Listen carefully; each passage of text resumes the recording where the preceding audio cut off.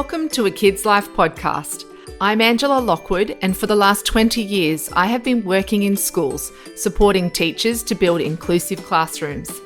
Through A Kid's Life podcast, my goal is to help us adults better understand the complexities of life as a kid. My guests and I share stories, reflections, and simple strategies to support kids of all needs as they walk through life. So whether you're looking for inspiration, direction, guidance, tips, or just a laugh, A Kid's Life podcast is the place for you. Enjoy.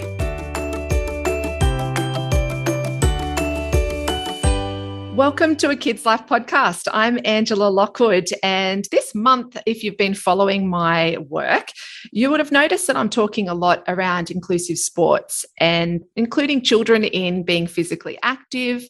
Being physically active is a really positive health measure, and also for adults to be able to support kids to be active and not to see barriers through accessing sport and their health and well-being. So it was absolutely perfect for me to invite Celia Mulder on our episode today because she is, you wouldn't believe it, she's a primary school teacher, perfect, tick, you know I love my teachers. She's also very heavily involved in the PE aspect and sports aspect of the work she does in schools. But she's also the founder, which I know she's extremely uncomfortable with me calling her the founder of, but the founder of Fit Groms, which is a program supporting teens and young girls really reconnect with their health and well-being and start some really good positive health habits. So she's just perfect to be on A Kid's Life podcast. Welcome, Celia. Hi, Angela. Hi. Do you know what I love? I'm calling you Celia, but I can see on our Zoom recording right now, which is where we're recording this, so that I can see you. It says Miss Mulder. Oh, yeah. I know. I saw that before and was like, oh, I should have changed that. I love it. I feel like I should call you Miss Mulder the whole time. It's hard for the girls as well. I've previously taught who come to Fit Groms. I'm like, you can call me Celia. And they're like, it's just too hard. We need to call you Miss Mulder. So that's okay. And I can remember growing up as a kid too, my parents, you had to call your friends' parents Mr. or Mrs. And I still now, in my 40s, I still call them Mr. or Mrs. And they go, Angela, it's totally fine for you to call me, so-and-so. It's totally fine. You're an adult now. And I'm like, no, once it's in there, it's staying. That's exactly right. It sticks, doesn't it? Yeah.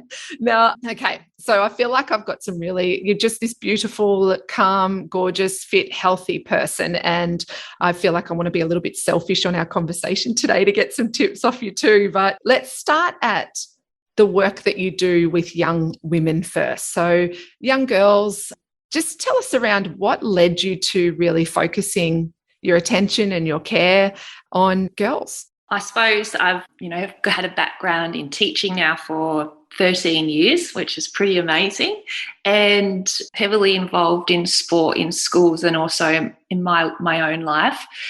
And a while ago, I started a running club at school and was just amazed at how many kids rocked up before school to run literally laps around an oval. Obviously, I'd put some tunes on and try and make it fun, and I'd collect pop sticks along the way. And at one point, I had around 80 kids and was like, wow, this is incredible. Obviously, there is a need for kids within fitness and movement. And I also knew that it's important to have that mindfulness along the way too. So that had stuck with me for a fair while, and I just sort of sat on it. And then once COVID hit, I started thinking about an idea of running Fit Groms and just a space where kids could come together.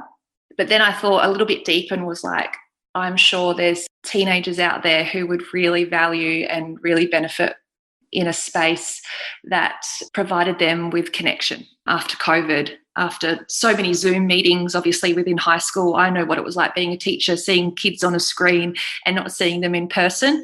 And yeah, that's sort of where it grew from, that COVID, and then creating a space for girls to connect. And there was sort of nothing really like that in the community. And that's where it began. So you really stumped me at, first of all, turning up early to school to run around an oval. Yeah. I'm thinking I couldn't think of anything worse. I know. Yeah, that's right. Well, I guess, first of all, what made you want to come out of hours and do that for the kids? Because that's something that is really rare. First of all, obviously it's very, interesting for the kids to want to do that. But why did you think that that was important? From being a sports coordinator at school and also teaching PE at other schools, the connection that I made with the kids from sport was incredible. It's like another level. Yes, I'm a classroom teacher and that is a beautiful thing, but the way that you connect with the whole school community, not only parents and friends of the community, but the kids, is just incredible. And you really get to know them, their passions, what they love. And I also got to know all of the kids at school, not just my class. And yeah, I just saw they loved to train to get ready for cross country, for athletics. And yeah, they would be there before me at school. I was always running in, 10 to 8, and they'd all be there waiting for me in their fitness gear. And also it was like during summer too. So we were like out there and it was hot and sweaty and they're just running for half an hour. Like it was pretty amazing. And did you find that the kids would turn up?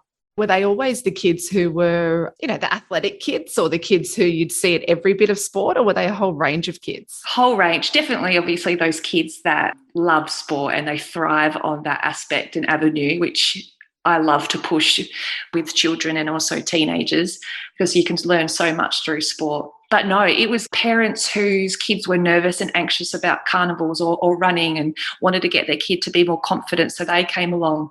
Yeah, all different types of kids came.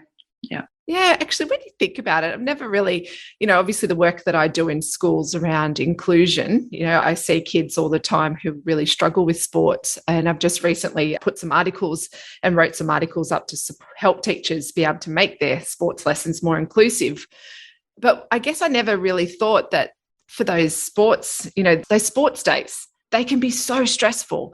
They can really, for me, I was an athlete as a kid. So, oh my gosh, that was like my day, my swimming day. The swimming carnival was the day I got to shine, or the athletics carnival meant that I could get in and get involved. But for many kids, it really does cause a lot of anxiety, doesn't it?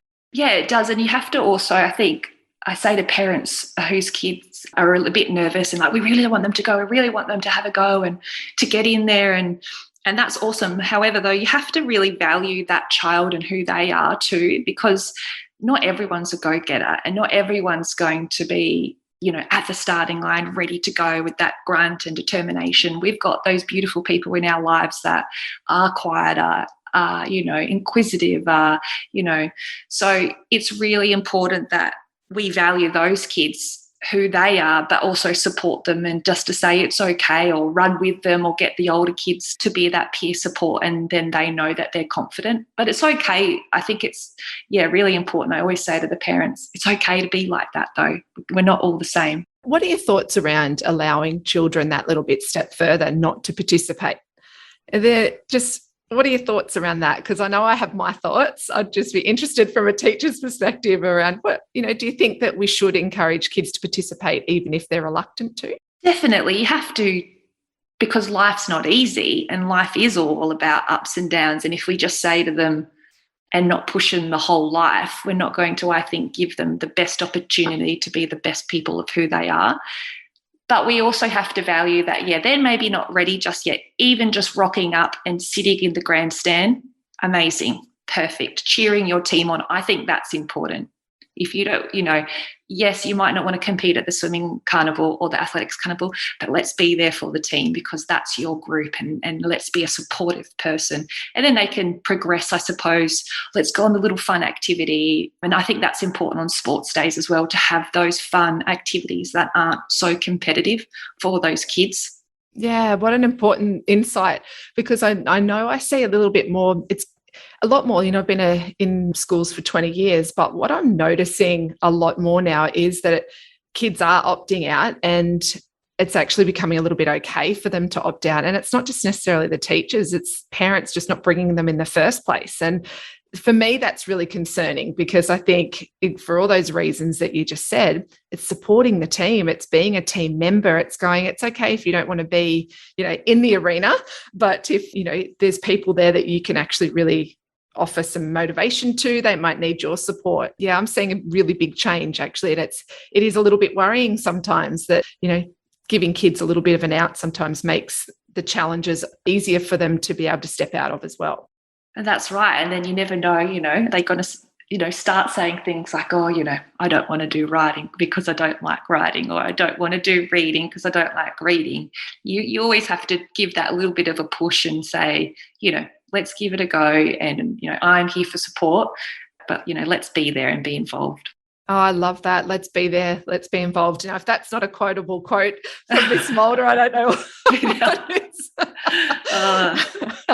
Tell me about the work that you're doing with the girls. So, that was something that really struck me with you, that sense of community, of bringing young girls together. I have a young girl myself, and I see a lot now that there's this real, desire for girls to either be all in or not in at all, and really missing out. Like I said, I was really involved in sport, and it wasn't just the physical development side of things that I loved, but I've made some lifelong friends through sport and really good connections. And, people actually, it's really funny. One of the schools, little side tangent here that I work in, I was in the staff room, walked in, and I looked at a lady and I was like, I know that face. And I was thinking, oh, this is a bit awkward.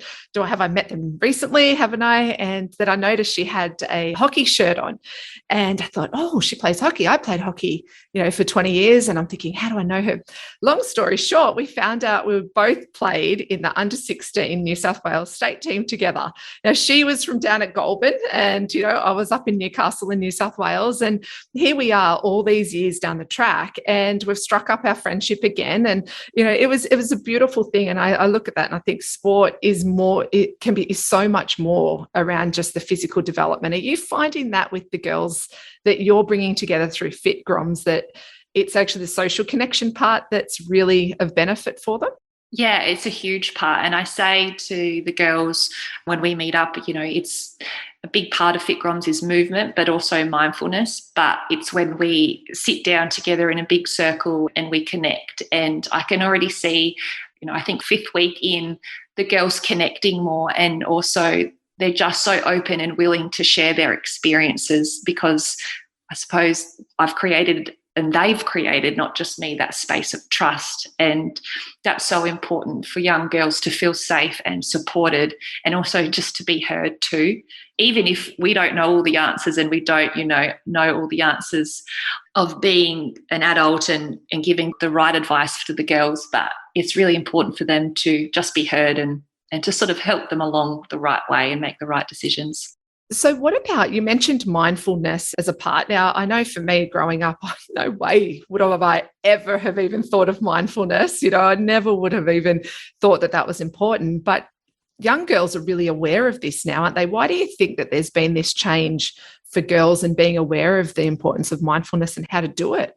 I definitely think it's like a word that's definitely pushed out within media and society a lot more now. So, we talk about that at school for the children, and there's lots of different ways that I suppose kids meditate or do mindfulness at schools and the different programs. And I suppose as a teacher, I've seen the benefits too, and also myself have seen the benefits of being mindful and practicing meditation.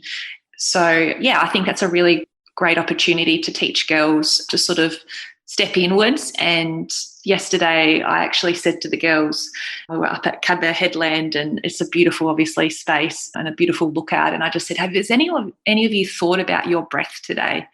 And they're sort of like, what do you mean? And I'm like, I know it's crazy, isn't it? But just think about what's your breath like. And they sort of all just sort of sat back and took a breath, and you could just sort of see them all like just calm that little bit, and we just go that little bit inwards, which is hard to do when there's so many things going on in our lives, especially for myself as an adult. Your mind's ticking all the time, but especially for a girl going through so many changes with their peers, so many pressures with their peers, body changes, school pressure, family pressure. And it's just a really nice time for them, and to start learning the strategies to be a strong and empowered girl. You mentioned the pressures. This is something that I'm definitely interested in, is the pressures that young kids are facing, which is why I've created this podcast, so that we can shed a light on what some of those issues are. What are you finding in your role as a teacher, but also through Fit Groms? What are some of those issues that, parents may not be aware of?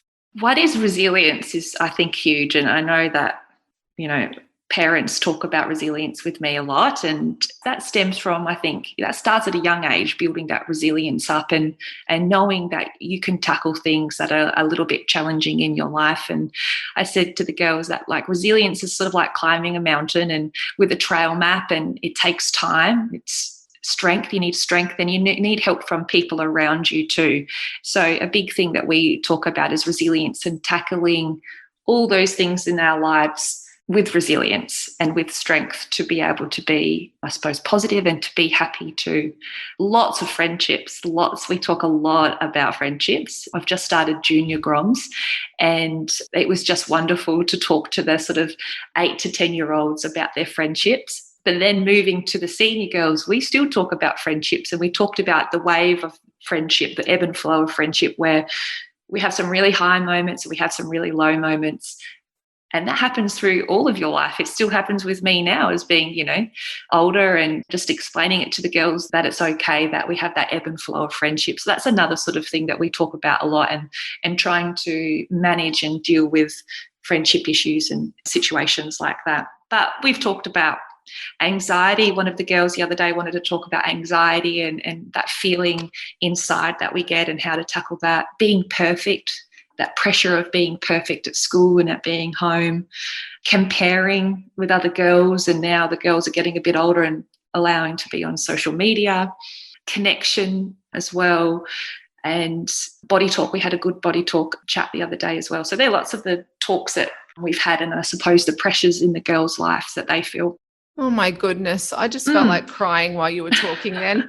And because in a way, as a grown woman, you look back at when you were a child and all the issues you were facing, but it wasn't anything like this. You had your friends or you had your parents, or, if you were lucky, you could speak to your parents openly. I know a lot of experiences of young people aren't that. But just for kids to be able to have that pressure release is what I'm hearing from you, that it's giving them the opportunity to vent and to share, and to maybe even hear what other girls are going through. I'd imagine would be most anxiety relieving in itself. And the best thing is when we sit in that circle and I'm, talking about all the maybe silly things or not right things that I've done in my life, and then, where I am at now, but the girls providing their mates in that circle with advice, like, it's just incredible. And them going like, oh, wow, that's such a great idea. That is what it's all about, is when that sisterhood is created and there's that circle of trust where girls feel safe and connected. Now, the words role model just keeps coming up into my head as you're talking. And, I know that having female role models for young girls is really important, but not the ones, the fake ones we see on Instagram. Oh my goodness, that does my head in. I look and I think, unfortunately, a lot of girls, that's their only source at a young age of looking and going, I want to be like that. And unfortunately, the be like that people aren't often people that we should be looking up to. What is the importance of role models for young girls, and to have these positive women who are tangible for them, who they can access? What's the role of role models? What's that had on your life? I guess I'd love to know if you had good positive role models in your life that have helped shape you to where you are. Definitely. One of them is my mum, that of all girls with their mum or an auntie or a grandma is that beautiful role model. And my mum was a beautiful, kind and caring. And I suppose I am the woman I am today because of my mum and my dad. But yeah, I had lots of, I suppose, different role models within sport that I looked up to and listened to and just connected with, just had fun, I suppose. We're talking on like a higher level now, but for girls, I suppose, they're not thinking that higher level right now. They're, I suppose, just forming that beautiful connection and that feeling of being safe with me or with someone else. And that's what I love, to be that person. Not all the time you want to go to your mum and talk about things. Definitely not. You need other role models in your life to inspire you to, create that drive, and also just to be there for them, I think is really important. Yeah, I read recently in one of Maggie Dent's books around, it was actually for boys, and it was about the importance of having lighthouses Mm-hmm. in your life. And I look through my life and I think those lighthouses have always been there. I just didn't always know it. And sometimes you look back on your growing up years and you go, yeah, that person was really important for me. You may not have known it at the time, but when you're older you can really appreciate it. Who are some of the people right now that you're looking up to, or what sort of things do you tap into to keep your energy levels up for the girls, and to keep your health and fitness in check? Because I just see you, just speaking to you, you've got this beautiful energy and aura around you. And obviously somebody who wants to do this for young girls has to have their own practices and their own people to look to. What are they for you? I suppose, yeah, I've got a beautiful friendship group that provide me with that support, and like my family as well, my aunties as well have had big impact in my life too. So they're some role models definitely for me that I connect to. I suppose I love reading about strong women as well within, books, or watching TV, or seeing fantastic, strong sports stars as well. That really inspires me. And I also think living in a beautiful community too inspires you, and being grounded, I think, with nature and getting out there. And that, I suppose, is really important to me and who I am. Being fit and healthy is a big part of my life. And I suppose has helped me become who I am today, and with my own passions. It's been a long journey though, I suppose. We're not all perfect, and I'm not perfect. But that, I suppose, I did actually teach a bit of high school when I first came out of university. And I told the girls that the other day that I was only probably about 4 years older than the year 12s in the school, which had its challenges. But I had a year 10 Fit Girls fitness group, and this was a long time ago, before I started traveling, and I worked overseas as a teacher too. And those year 10 girls had such low confidence, just talked terribly about themselves, and the little changes that we did each week and the different things that I connected through fitness, the confidence just bloomed and grew. And connecting them with being outdoors and moving, I think that's really important too. Hopefully that's answered your question. Oh, absolutely. I'm off track a little bit. No, absolutely. And our whole conversation, I keep going back to my life as a young girl, and just thinking about how that influenced me. For these young girls too, you're looking at a lot of external pressures. And I know it's not always just about body image, but I would like to just touch on body image for young girls. That one comment can really, someone might just make one passing comment to a young girl, and it can take her off on a tangent around her thinking she's less than. What's your experience with body image with girls, and what can we do as adults? So whether or not it's teachers, health professionals, parents, what can we do with girls to encourage this positive image of themselves? I think education is key in anything that we do. When you're, have got a good understanding yourself, but also as a mum or someone that looks after a young girl, that you're confident with yourself too, because that's going to show them how you are as that individual. Yeah, body image stuff is hard. It doesn't stop. It doesn't stop now. But I suppose we've got the tools as adults, and that's what I want to provide for those girls. You're not going to be able to avoid it. It's going to happen in their lives no matter what. But it's providing them with the tools and strategies, the mindfulness and the strength to overcome that and say, hey, it's just me for the whole life, and I'm beautiful. But I tell you what, though, the girls have got it. Like, I don't know, it's a beautiful thing when maybe it's just our little connection. But when we talked about body image, one of the girls just amazed me. And I just said to her, you could lead this. Like, she was like, we only have one body and we are beautiful. We've got to respect our body, and this is just who we are. And I could have cried. It was just really beautiful. So I think, being positive around them, education, having confidence yourself, and knowing that we're not perfect. We're not going to be perfect, and that making mistakes and growing in confidence is the best thing that we can do as individuals. And you're right, it's a lifelong thing. Yeah. I look at myself now and I think what did I complain about 20 years ago? Yes. I was, you're fitter, you're healthier, you're more vibrant. But then, 20 years down the track, you go, what was I complaining about, back then? And that's right. And we didn't, have social media back then. And the girls are aware, though, when you talk to them about the whole social media aspect and what they see and advertisements, they'd have a bit of an understanding that it's not real. But I said to them, it's when you start getting into a bit of a spiral, you have to recognize, and you're saying, I want this, or I want to look like that, or I wish I had that top, or, that looks really cool. You've got to be like, I'm actually spiraling right now. I need to stop. So it's just making them aware and education about that. Because if we don't educate girls about that social media and how different it is to real life, they're not going to know if you've never had a chat with them and sat them down and be like, this is, marketing, this is money. I think it's so important to have those discussions with those girls. And I know it's hard, like at 15 and 13. I know what I was like when I was that age.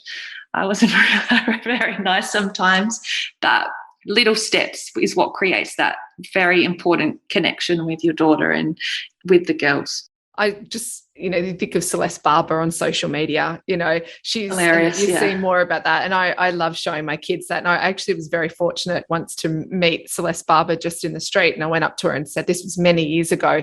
And I said to her, I love your work because it's giving girls a different way of looking at things.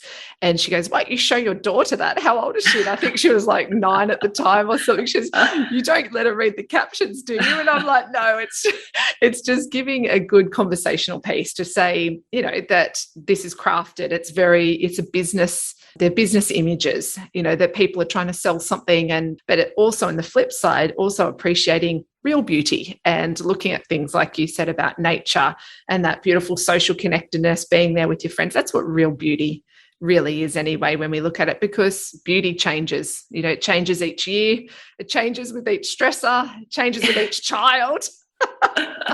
yeah, that's it. I'll look a little bit different maybe after when I have my second kid. Huh? Yes, yeah.